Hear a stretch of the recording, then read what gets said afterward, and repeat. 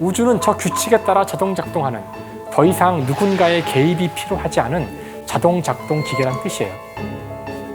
하지만 이제 20세기가 되면 이 뉴턴의 생각이 틀렸다는 사실을 알게 돼요. 아주 오랫동안, 특히 이제 이 뉴턴의 물리학에서는 움직이는 이 물질과 그 배경이 되는 시간과 공간은 서로 전혀 관련이 없었어요. 자, 이건 어떤 뜻이냐면은 여러분이 지금 보시기에 저는 정지에 있잖아요. 근데 저는 정말 정지한 게 맞나요? 지구가 돌잖아요. 그러니까 지구 밖에 있는 누군가가 저를 본다면 지구의 자전 속도로 돌 텐데, 근데 저는 왜 정지해 있다고 생각하시죠? 그래서 뉴턴은 프린키피압에서 인류 역사상 최초의 말을 하는 건데요. 나는 지금부터 이 책에서 시간과 공간에 대한 말을 계속 할 텐데 이것들은 완벽한 절대적인 시간과 공간이다. 지구의 움직임과 무관한 수학과 같은 절대적 시간과 공간. 하지만 20세기에 들어서서 이제 물리학자들이 새로운 사실을 알게 되는데 물질이 시간과 공간에 영향을 준다는 사실을 알게 돼요. 과연 누구일지 우리 모두가 알고 있는 과학자, 바로 아인슈타인이죠.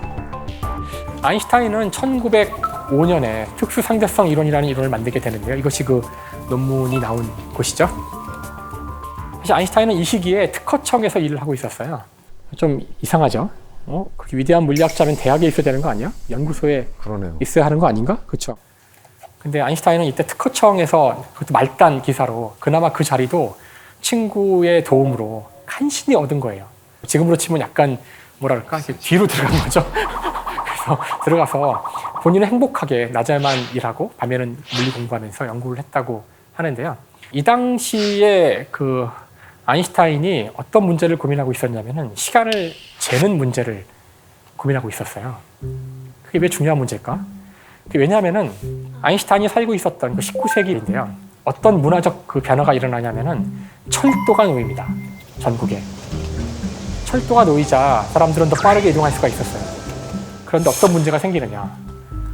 철도는 떠나는 시간과 도착하는 시간 같은 게 정확히 정의가 돼야 돼요. 그러려면은 전국을 통틀어서 시간이 통일되어 있어야 됩니다. 지금은 당연한 생각이지만 그 당시는 시간이 통일되어 있지 않았어요.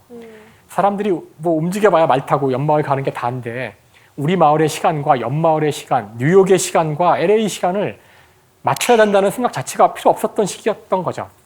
그래서 각 도시는 자기마다의 시간이 있어요. 자기 머리 꼭대기에 태양이 올 때가 12시예요. 하지만 기차가 이제 그 도시들을 꿰뚫고 다니기 시작하자 뉴욕에서 시계를 가지고 떠나는 시간 이야기하고 이동 중에 또 시계를 바꾸고 이러면 엉망진창이 되잖아요. 그래서 표준시라는 개념이 나오게 돼요. 처음에 표준시를 만들자고 했을 때 각 도시가 저항합니다. 아니 우리 시간도 우리 맘대로 못 정해? 막 싸우는 거죠. 몇 차례 회의가 결렬되는데요. 결국은 표준시가 정해져요. 어떻게 하냐면은 그 철도청이죠. 그러니까 철도업자들이 자기 멋대로 그냥 시간을 정해버려요. 그러자 도시가 안 따라갈 방법이 없어요. 안 따라갔다가 시간 그 기차할 때 다 놓치잖아요. 그래서 이 당시에 특허청에 나왔던 수많은 특허들 중에 하나가 이런 거예요. A 도시와 B 도시의 시간을 맞추는 거죠. 어떻게 하면 전신기를 이용해서 동시에 시간을 동기화시키느냐. 이런 특허들을 검토하고 있던 아인슈타인이 아마 시간의 본질에 대해서 고민을 많이 했을 것 같아요.